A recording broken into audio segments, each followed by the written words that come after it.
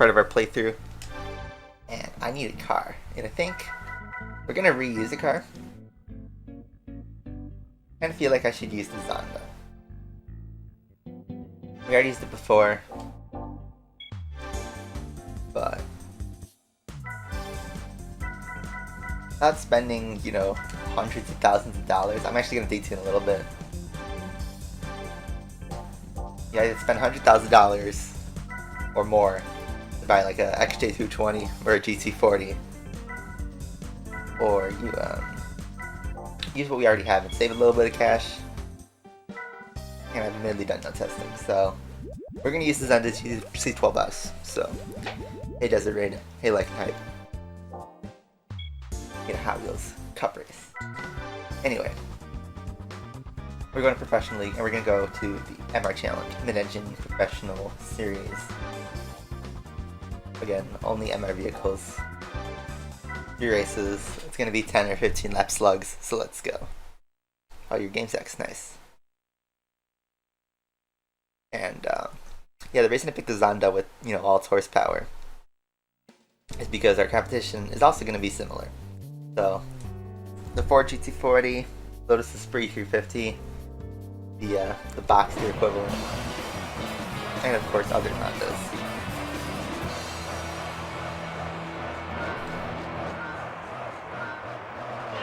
This driving something faster. I don't know how my gear ratios are going to be. Remember, this car's a low top speed. We're using the same tunes as from the Zonda races at Rome.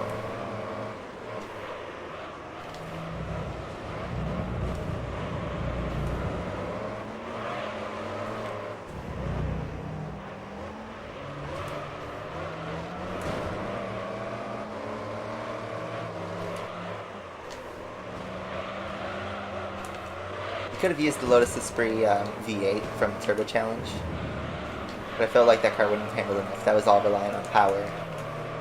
And while this car does have horrible brakes, it's fast, and it could handle pretty well. Alright, so I may have taken the lead really early. There you go, I had full send. They're pretty fast. I thought the GT40 would be faster in this race.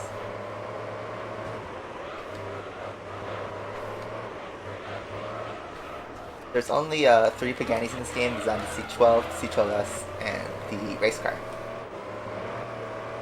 We've driven 2 of them. Driven all 3 technically. One of them is in a license test.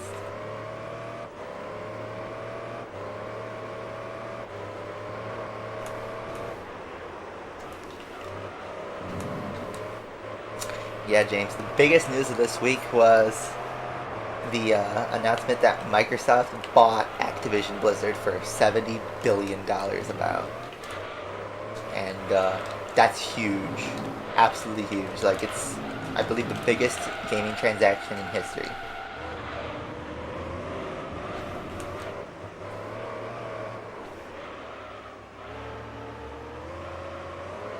You managed to find a copy of GT3.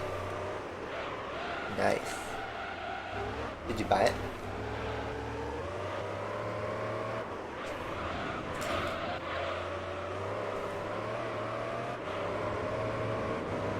But yeah, they spent a lot of money on Activision, and the question a lot of people are asking is, does that mean all the Activision IPs are going to be Xbox exclusive? And that not only includes like Call of Duty, but it's also like Crash Bandicoot, Spyro, Tony Hawk, Overwatch, even, is it World of Warcraft run by Blizzard? It's like, it's a ton of properties. And Xbox made a statement saying they're planning to keep Call of Duty on PlayStation, at least keep all existing agreements going. That wording is super specific, and it doesn't really tell us what is their plan long term.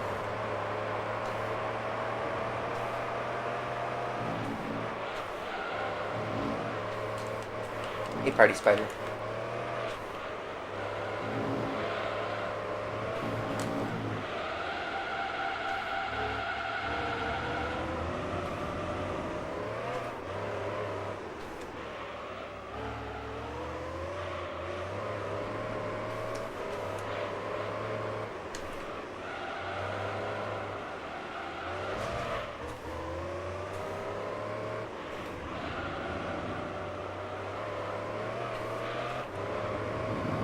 driving's not super good.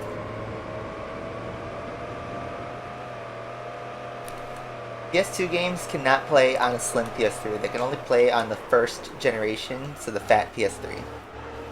And it's also only the first model of it, so there's like another generation of fat PS3s that can't play PS2.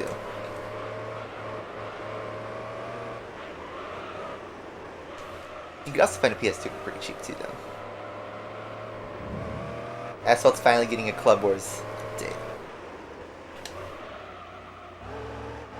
You know, that's nice. I'm not really interested anymore, though.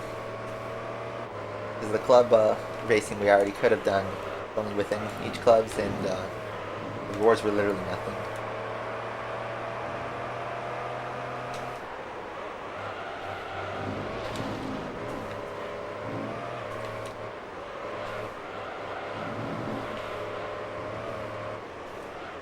Actually, the stage 1 tune is maybe a bit too powerful. I didn't realize everybody would be stock. I mean, I'll continue with this.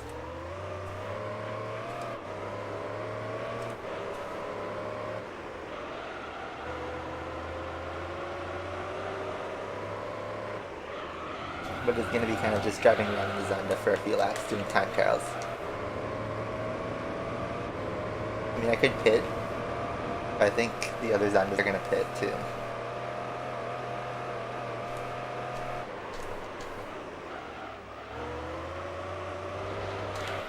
You know, there was a rumor, I think it was last week, but there was a leak/glitch where some PS3 games showed up on the PS5 store, and people immediately thought, are they bringing PS3 games on backwards compatibility?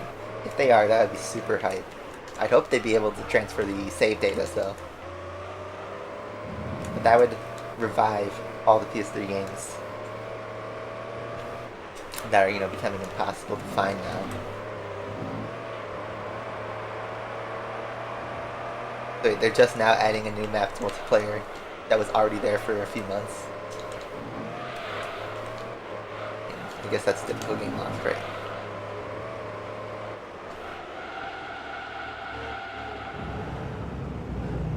But yeah, the Activision Microsoft deal is like really huge, and it's weird because like some people are totally hyped, aka, you know, Xbox fanboys that just want to see a monopoly. I mean, I'm on the PlayStation side, and it does worry me because it puts pressure on Sony to really deliver on their first-party games. And if they lose licenses to, especially like Crash and Spyro, and, you know, I don't play Call of Duty that much, but if they lost the Call of Duty license, that would be a huge loss. Or maybe Xbox tries to push Game Pass so much that they tell PlayStation, you can have these games, but we're going to charge them with Game Pass, so you'll always be at a disadvantage. And, you know, long term that would lead to, you know, less of a player base on PlayStation, so that, you know, if a new game releases, especially in 2022 these days, right? New games suck these days. So if like the next Call of Duty releases and it's trash, instead of paying $70 for it on PlayStation, feeling like you got ripped off, you just download it off of your Game Pass subscription. And if you don't like the game, you're like, okay, well I have access to 400 other games and no sunk cost really. So it actually helps Activision because they could say they had a ton of players, and then it helps consumer because they don't have to waste their money. It doesn't help Sony, who is trying to make their sales off the games. Because remember, they took a loss on PS5 production. PS5 costs more than they sell it at. And Xbox is doing the same thing, but since they have Game Pass, Xbox can, yeah, realistic. Microsoft is huge. Like, they're worth something like 30 times the size of Sony. They have so much more cash, so much more money. They could completely lose on the Xbox front, lose so much money, which is what they're doing with Game Pass, right? They're losing a ton of money from not having any game sales and, you know, taking a loss on newer consoles. And what that's doing is just turning Xbox into the Netflix of video games. since they already make enough money on Microsoft Azure and Windows and Microsoft Office, and everything else they're involved with tech-wise, their cloud platform, they don't need to have Xbox do well. Sony needs PlayStation to do well. So then it brings the question of, does Sony try to respond with a Game Pass? They do have that PlayStation Plus collection, which is a selection of really good PS4 games, but they aren't brand new releases day one. Like, if I wanted to, I could subscribe to Game Pass for $15 and play Forza Horizon 5 right now, or I could buy it for $60. And the only way that would pay for itself was if I was with the service for less than 4 months. After that point, owning the game is cheaper. But then at the same time, with Game Pass, there are some games that stay on for a really long time, and then, you know, some games, yeah, you've taken off the service, but then by that point they're old enough where they'd be cheaper and you could just buy the disc or buy the digital version to own at a sale.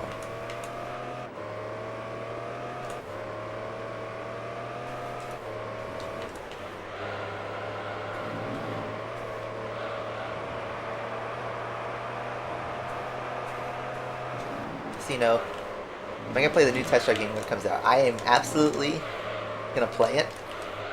I'm worried for it, though. Legit. I am really worried about how it's going to do. I feel like Test Drive is not going in a good direction. Just out of gut feeling. I have no evidence to tell you why, but something just doesn't feel right in this situation. But I will play it, yes. And I'm excited. I love Test Drive Unlimited 1 and 2.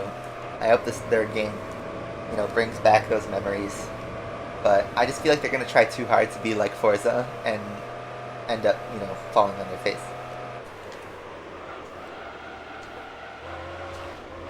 Cars are in really good shape, in a way. The setup is just overpowered.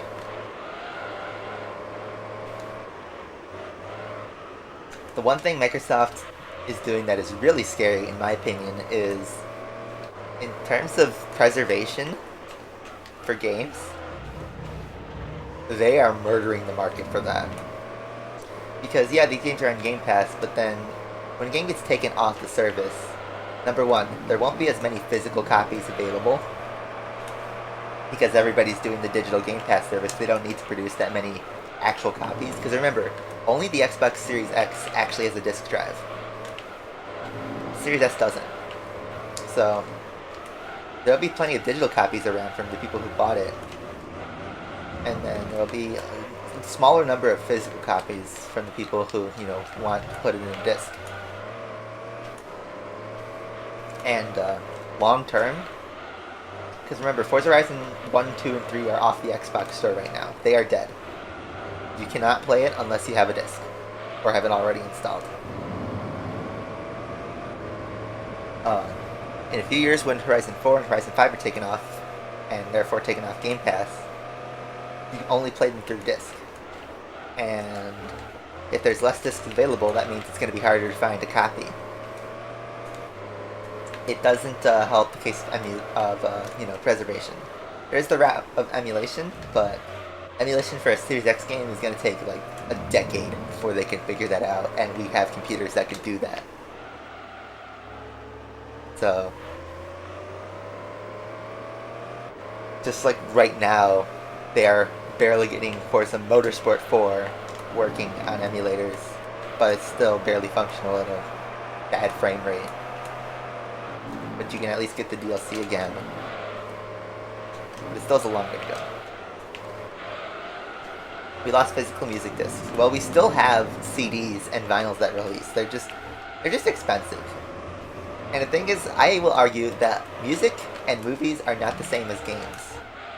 Because with music and movies, especially music, there's just so much available.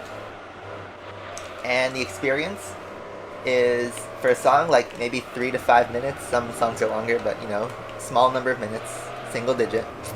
Movies are going to be an hour or two.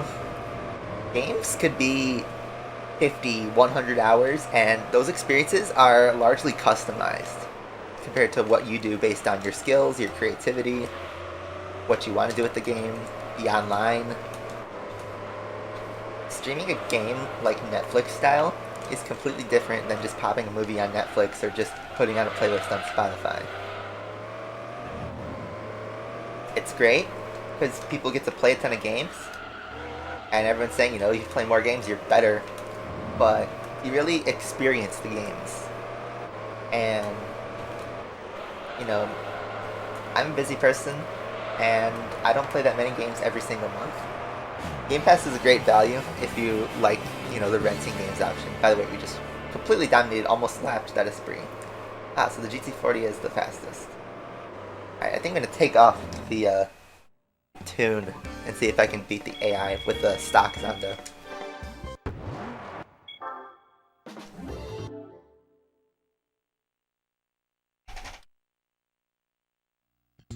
Yeah, Forza Motorsport 7 died last year, a few months ago. So that's the thing, there's no Forza Motorsports at all within the Xbox store. You can only play them through discs. And you can't buy any of the DLC now. You'd have to find a way to hack it. Alright. Let's take off the engine. I think we're going to leave on the other stuff, like the... I don't think I have any other engine tunes either, do I? No computer. Let's stick with that.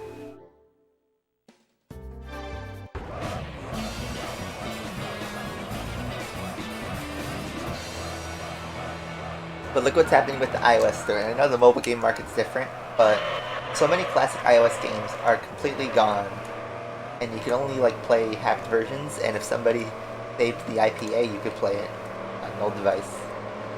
But, yeah, there's less rewides on them. There's less incentives to play a mobile game. It's still games, and it still should deserve to be preserved. You should be able to go back to Asphalt 7 if you wanted to. Asphalt 8 will eventually get taken off the store once it finally dies, and then we have to find a way to play it.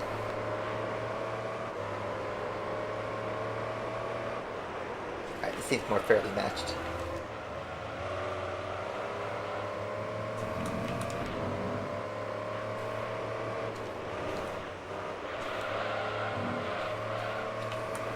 Yeah.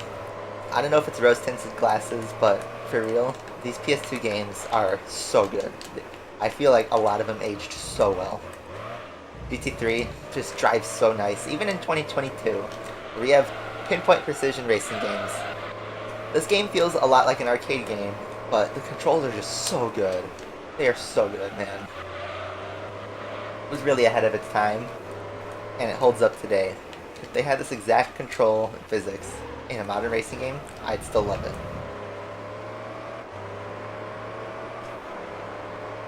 And besides just Gran Turismo, play the old Crash Bandicoot and Spyro games on the PS1. I played recently the Ratchet and Clank trilogy on PS2. So good. So good. All three of those games.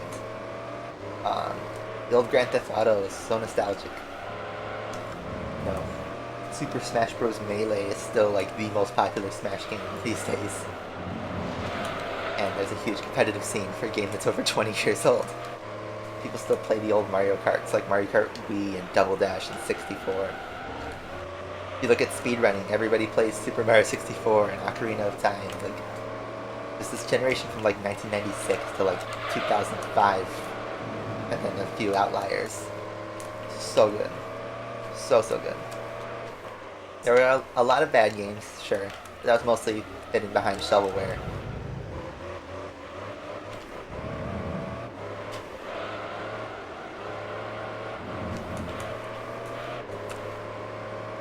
Yeah, I'd say most of the GT series aged fine line. GT2, GT4, and GT5 I'd say without the online even. And it's not like GT1 and 6 are bad games, it's just these games are so good.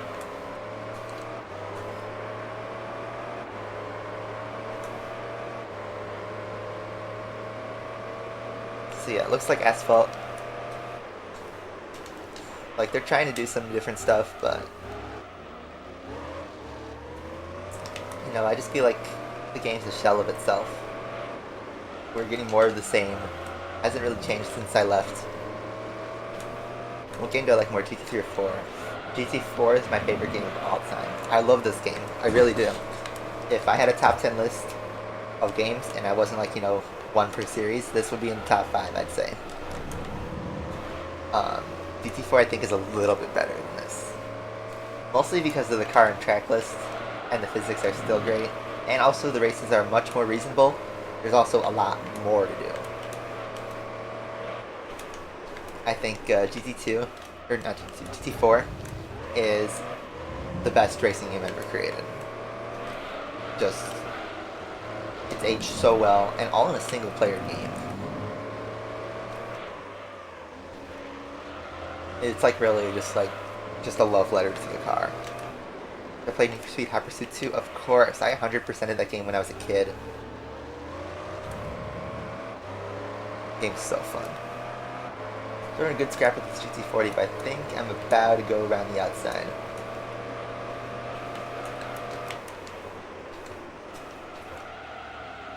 Ascend.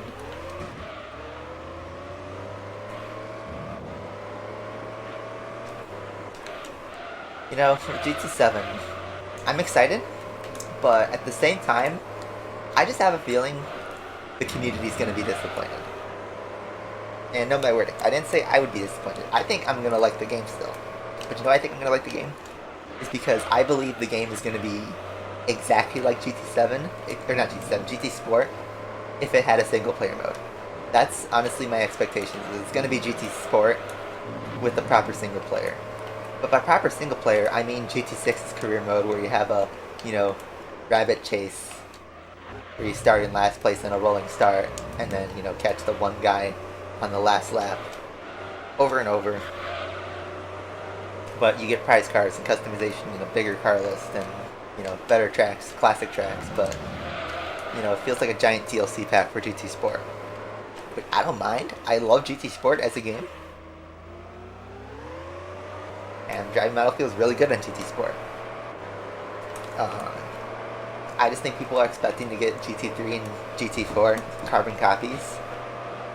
And we're just so far ahead in graphics, and Polyphony is such a small studio that I just don't think that's going to happen. My favorite car in Hot Pursuit 2 was the Ferrari 360 Spider. That was like one of my first dream cars too, was the 360 Spider.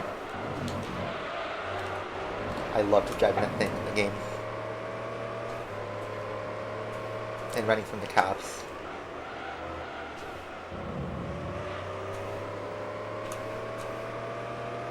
Yeah, so Asphalt 9 has, or Asphalt 8, sorry.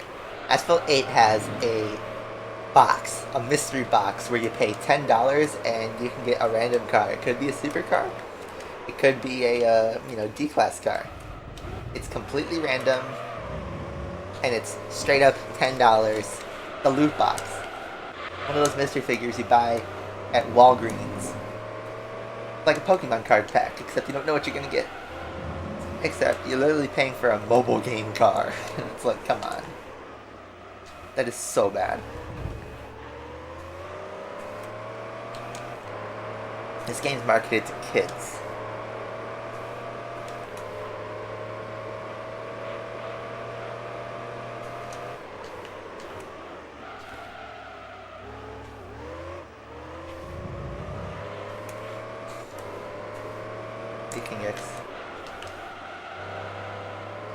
Yeah, Midnight Club. I don't think Midnight Club's getting revived until Microsoft buys Take-Two.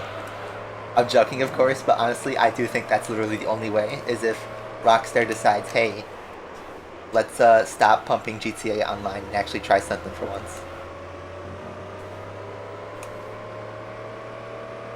So what do you mean by buying groceries for $40 more? Do you mean like inflation? Or are you still like comparing to mobile games?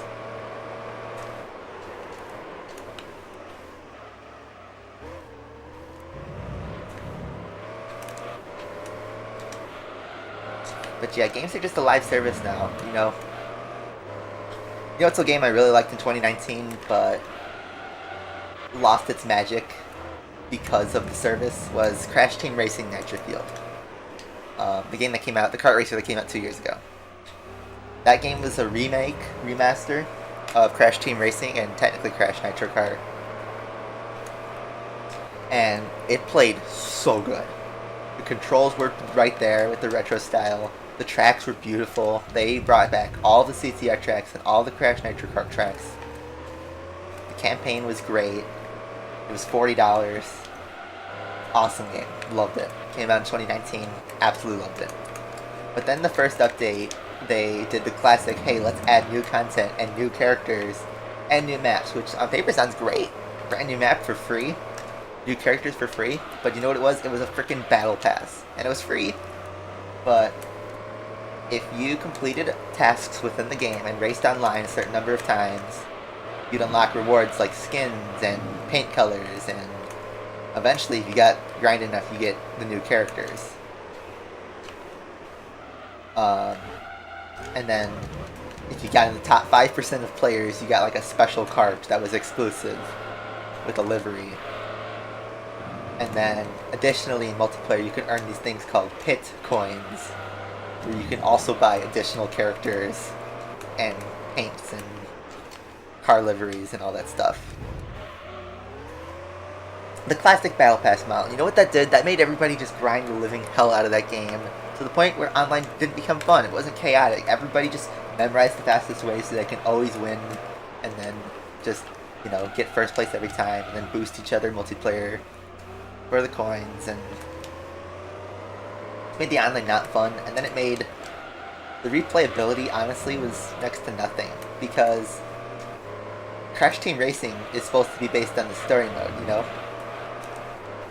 Back when it released in 1999, it was mostly, you know, a single-player campaign with a split-screen multiplayer objective. And those two things are still in there, but they pushed the online racing. But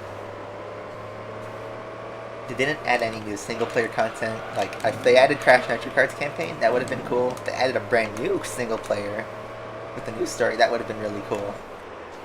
But no, they just wanted to add cosmetics.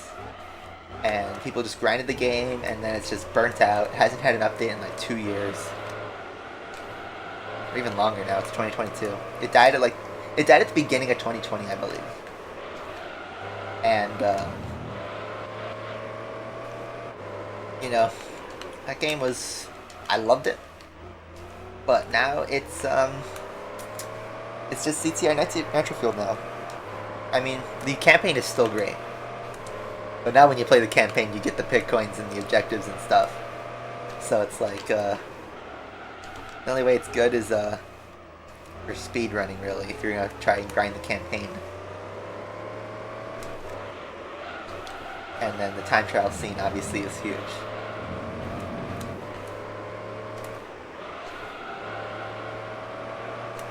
But yeah, that's just one example of a modern game that I think was held back by the service model. And here's the thing, eventually the servers will go down. And then what happens when the servers go down? You can't buy the new characters because you need the pit coins. So then once the servers go down, you'll never be able to access the rest of that game again.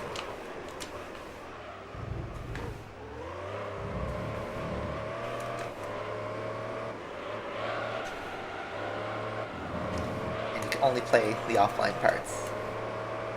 And what's happening to PS3 games? A lot of the servers have shut down, and certain games are unplayable. Even some PS4 games are happening to this. It's gonna happen to GT Sport next year. Just mark my words.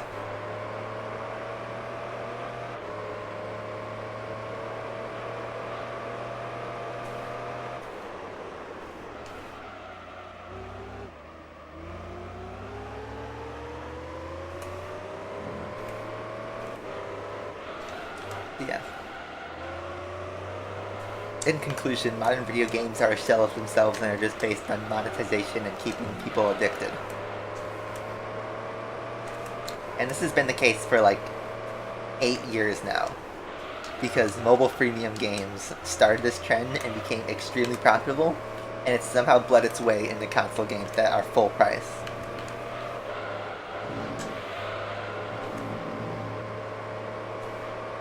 and you know, it's crazy. It feels like nobody's actually trying to make a game anymore. They're trying to print money. There are very few games that are released nowadays, especially by AAA developers, that feel like a masterpiece, that feel like a work of art. And the things that do try something different, I'm gonna be that guy who references The Last of Us 2. Honestly, people like to rip on that game so much, but I do think that was probably one of the best games of 2020. You know why? It's because it did not have a games as a service model. It was just a straight up single player campaign. It got everybody to talk about it because it was so out there, and the gameplay was great. The graphics were great. The story was very engaging, like it or not. And I think, all in all, great game. It could have released in 2013 and been just as good. It could release this year and be just as good. People are going to look at that game 3 years from now and say, wow, that game's great. Even though it's literally the same thing. EA Sports big games. I don't know if I played the big games. You'd have to tell me a list of like some of the entries and I could tell you if I played it or not.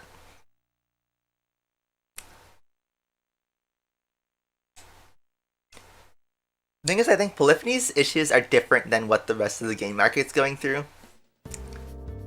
15 laps, man. I'm gonna bump up the gear ratio a bit. Oh, I don't have a transmission. I thought I did.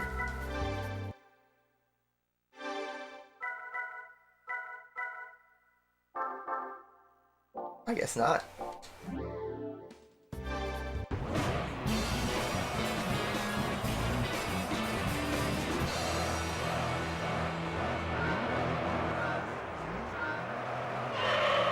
Hey, like an hype. Your game's X still, right? So. Oh, I just ran right into the back of the roof. Mobile games are a joke. Well, I just said modern games are a joke. Not just mobile games. Mobile games, yeah, revealed the secret that freemium prints money. But,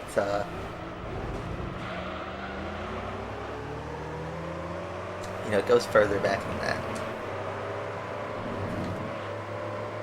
What's your favorite? Oh man, the grip. Why does this have to be 15 laps? Literally a spin out from the roof. Full spin.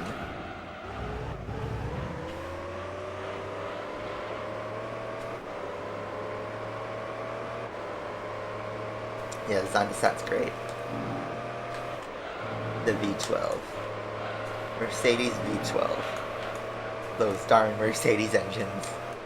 Polluting our GT races too by being so powerful. Why do you think they're remastering the new games? The old ones are terrible. You know, the reason they are remastering the old games is because they hear us talking about how nostalgic we are for certain games. And they realize, hey, if we bring that game back, people are going to buy it. And if we modernize it, people will keep playing it. I think part of the reason why games are so monetized is because games are expensive in general to make. They need to do really well in both sales and in the secondary market, which is the DLC, in order to actually make a profit. And rather than spending years and millions of dollars on trying something new that's risky, it could flop. But if they do something that's proven to work,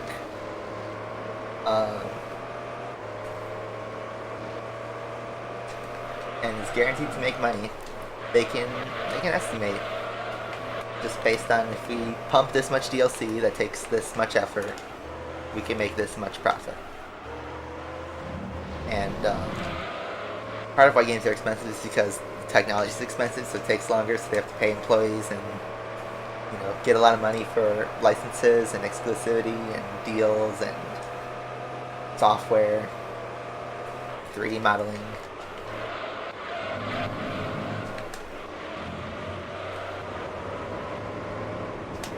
And it's just straight up so expensive to make a game, so it's got to make amount of money.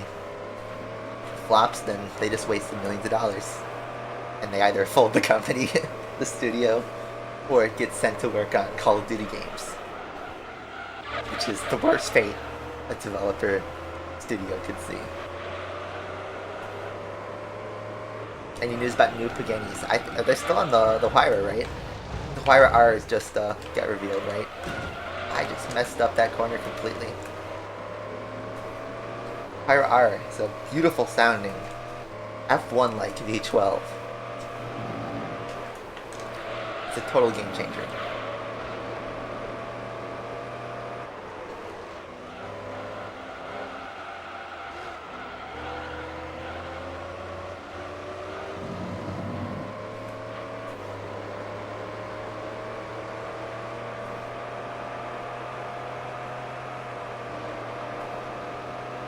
HD is slightly faster since I'm capped at my top speed.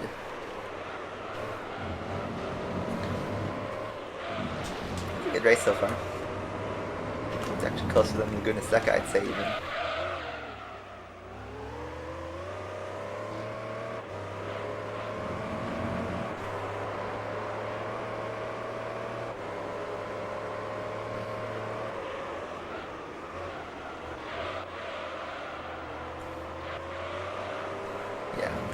Zonda R and Huayra R are just both, like, just awesome cars. They're, like, the best versions.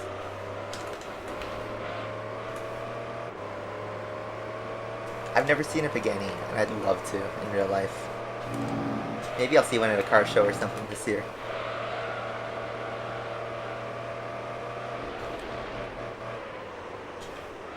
The Cryptoland. I watched the Moist Critical video on Cryptoland, and it just looks...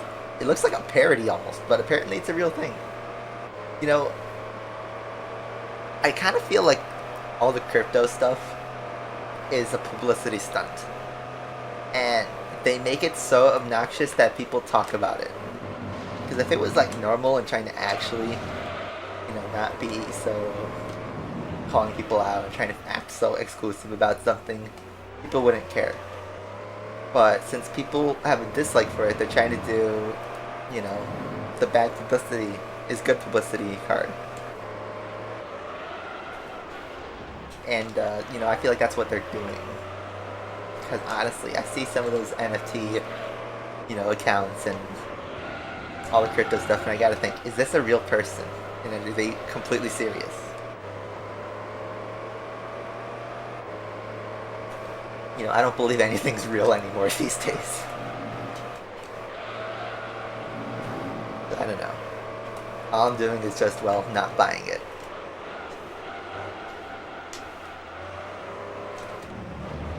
I saw there was a viral video the other day of like the metaverse, and it just looks like VR chat. Try to wipe my glasses while I'm driving. I am a safe person, guys. That just made it worse.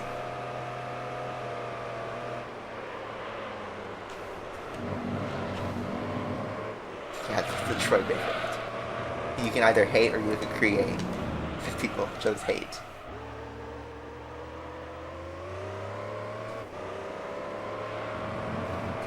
Yeah, Kitty0706 or whatever, that Team Fortress 2 animator that died a few years ago. I saw that. And then also someone made an Etika NFT too. And is minting that. And there's even worse ones. I saw there was a George Floyd NFT drop called the Floydies, which there were multiple styles of a George Floyd NFT, which is I just can't believe that's anything else but a bad PR stunt. I just do not believe those are real. There's you know, certain German chancellor NFTs. Just terrible ones. Absolutely insensitive and terrible NFTs that are being pumped and minted, and people are being convinced to buy them, and I just why?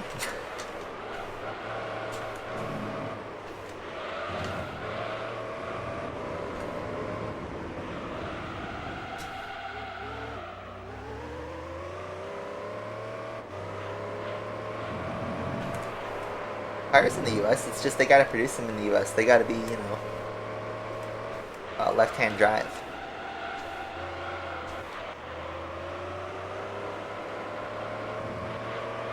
The ones that are made for Europe, the right-hand drive versions, you need to convert them.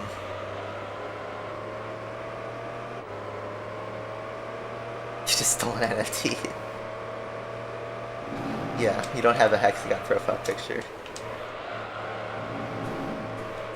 Yeah, you got it, James.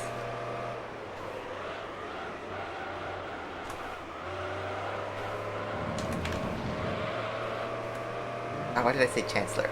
No, I meant Führer. You know what I'm talking about. That guy. And he has an NFT.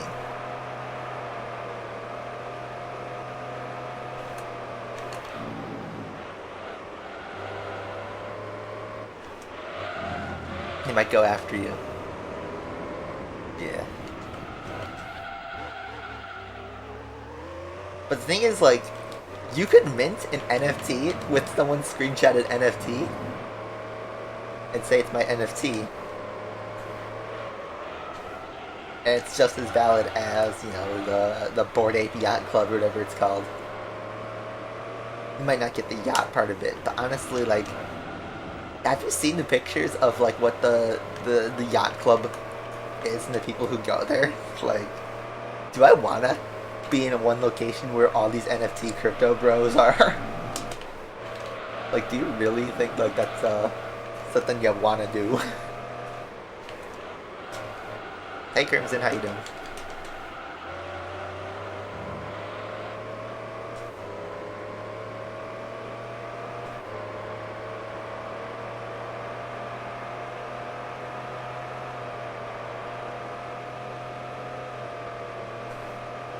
You know how Asphalt launched NFTs of the Drive Syndicate stuff? Do you guys know anyone who actually bought them? Like, serious question, chat. Do you guys know anyone who bought the Asphalt NFTs?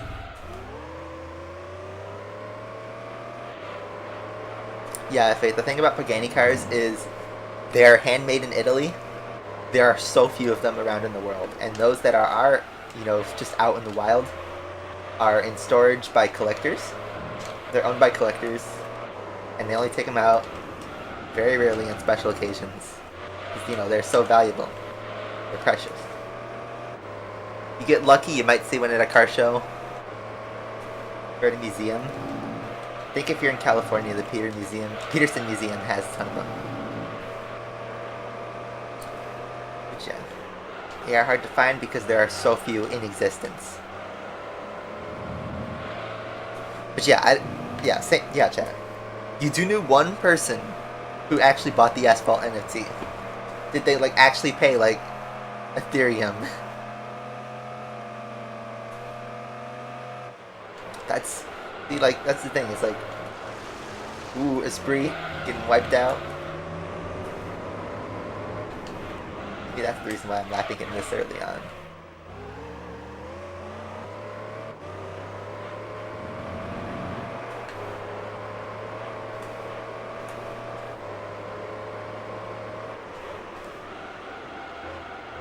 Yeah, tokens are going to become NFTs, right?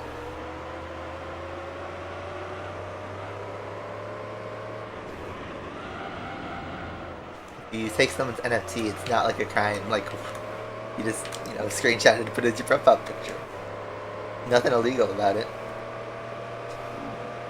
They won't ban your channel, no. That's just people, like, crying if they like this thing. They threaten you to ban them. Because, trust me, there are thousands of people who are doing the same thing you are, just screenshotting someone else's NFT and putting it as profile picture. You're fine. I mean, if you want to beat that guy who just has a screenshot NFT profile, that's all your decision.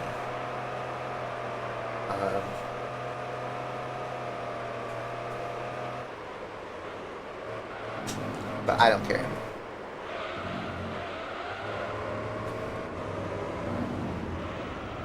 Yep, they paid for it, wow.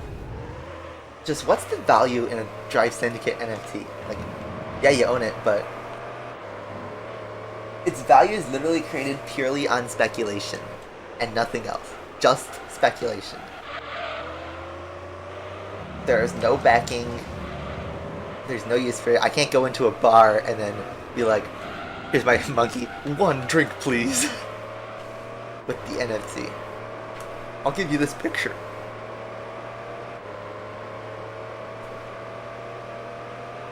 We live in a dystopia, guys. It's terrible.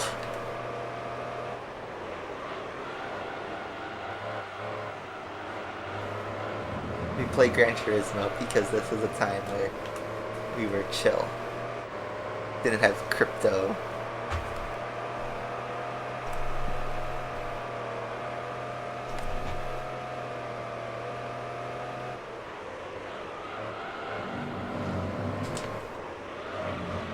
Asphalt removed engine icons. I don't even know how you upgrade cars anymore. It's just... I just don't care anymore. What if they become an actual currency? Who recognizes it? The only thing I know of is like there's a Visa card that's linked to your crypto wallet. So you can pay with crypto.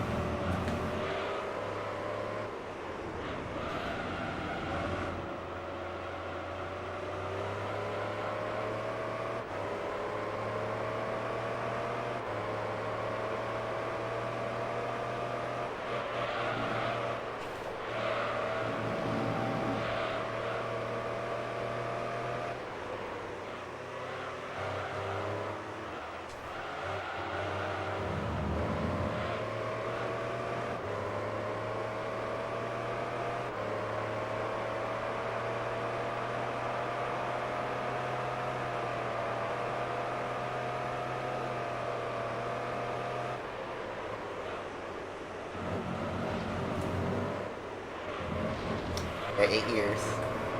I mean, the time game left, yeah, you know, greedy, was the same time the whole game industry was becoming that.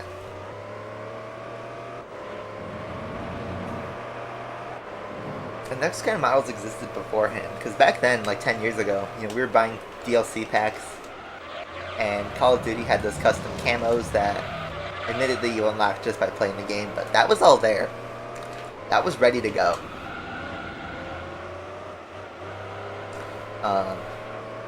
I think the closest thing you got to that was like Jetpack Joyride back in the day, where you could buy those like microtransactions that doubled your coins, and you could buy coins for the power-ups. But it was like nobody bought that because it was just like, you know, for power-ups. It's just silly. Then they started dropping those fancy cosmetics, and everyone just does that now.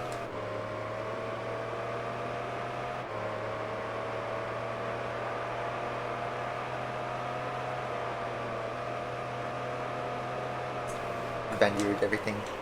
I mean, I feel like it would have been doomed whether it would have been an Activision game or just Vivendi. Nobody is safe.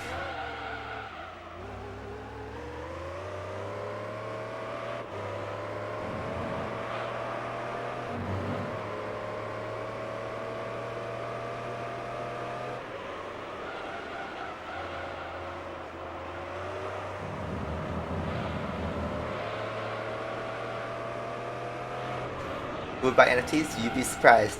You'd be very surprised. We live in a time where money is so hard to make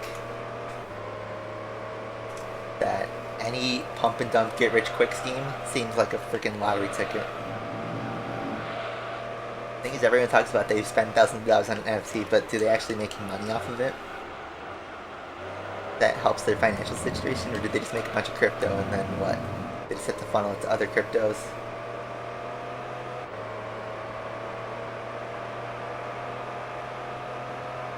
Yeah, GT is a solo company. They have to make money. That's just how the game model is. It's too expensive to just make a game and then forget about it. And just hope the initial 99-cent sales are good enough. The only way they can sustain their employment and their business is if they keep funneling money through microtransactions. It's crazy.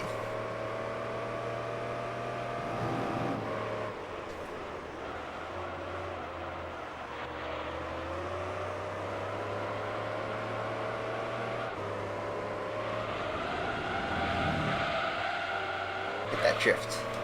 I'm surprised we made our tires last this long. 15 laps on the Zonda? I thought the Zonda would burn through tires, but Nope, we're just all yellow. Pretty easy series all in all, even with the stock Zonda.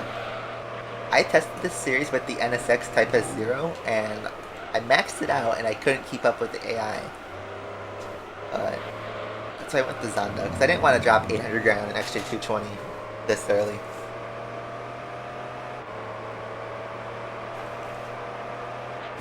Yeah, we're on the super slicks. I probably could have got away with regular slicks, even on 15 laps, but you know, it works. I could have pitted too. I could have used medium tires or whatever, but we won the race. Easy peasy. That's the MR challenge. Also just realized we hit 60 hours not too long ago. Alright, prize card time. What's it gonna be? Single event winner. Ooh. Pretty nice. So that Tamikaira ZZ2. That was in the Dream Car Championship. I was surprised that wasn't an AI. You would think it'd be like a GT40 or something, but nope. Let's go though.